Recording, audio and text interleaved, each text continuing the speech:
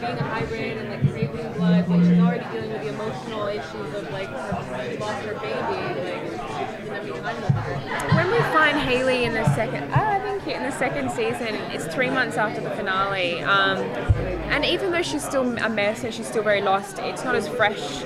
She's kind of looking to class a little bit for guidance, not in a romantic way, but just in kind of a mental way. She really wants to know how to deal with these kind of intense feelings that she's having, both physically and also emotionally. And I think her priority is to find out who tried to kill her and her baby and why. And she never wants to feel like she's never going to see her baby again. She just wants to make New Orleans safe enough of an environment so that she can bring her kid back, and it's not bringing her baby back straight into a war zone.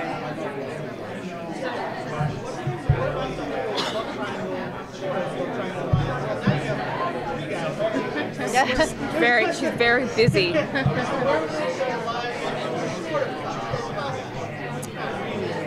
Yeah, I mean, I think, oh yes, thank you so much. What's kind of beautiful, and Joe and I have talked about this a lot, is it's a really interesting kind of relationship. It definitely is kind of a mentor-student relationship, and it's almost a bit brother and sisterly, not in a weird way. But it's, they're both really tough, and I think Hayley feels like she can be the one to kind of call class out when he's not, behaving, properly, and that's been a really nice kind of, dynamic to play. And then, there's obviously Jackson and Elijah, but I think she's kind of taking a step back from Elijah right now, because obviously that's a little bit more romantic, and at the moment romance is just not Hayley's priority whatsoever.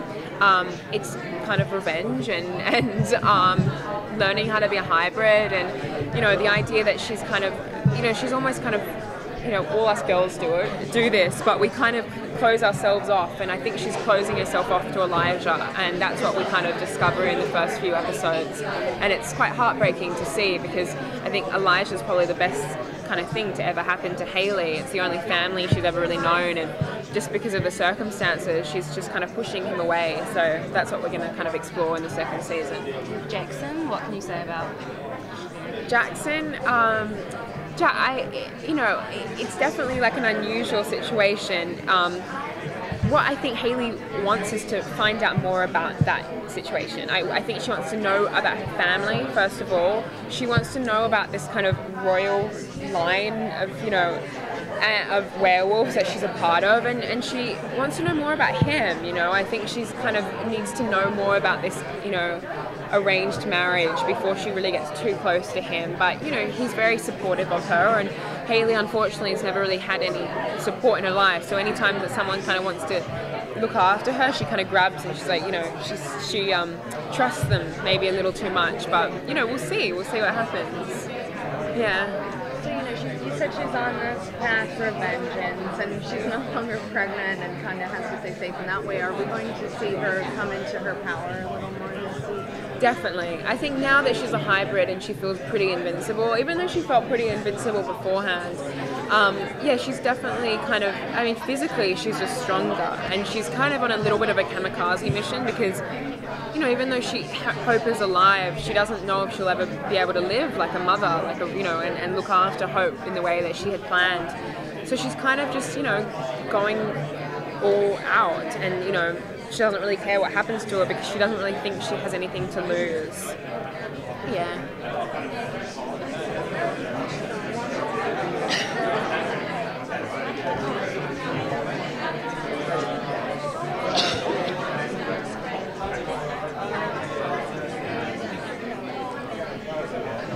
It was a lot, it was like filmed over basically 12 hours, that one scene, so it was a lot of screaming and crying, and it was very emotionally draining.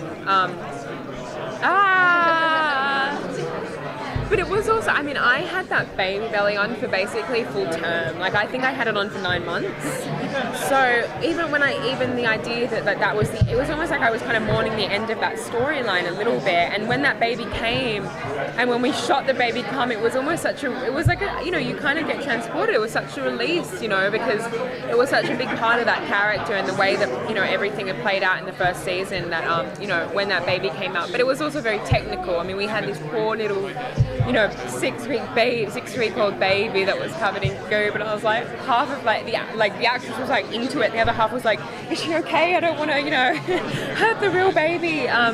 You know, especially when my throat got slit and I was like trying to die, but like carefully hand the baby off. But you know, it was. We were all really proud of that episode because we did work really, really hard on it, and we were all really excited when we saw it and saw how it turned out. It was, you know, I think it was a good finale. we thought so. Oh, thank you.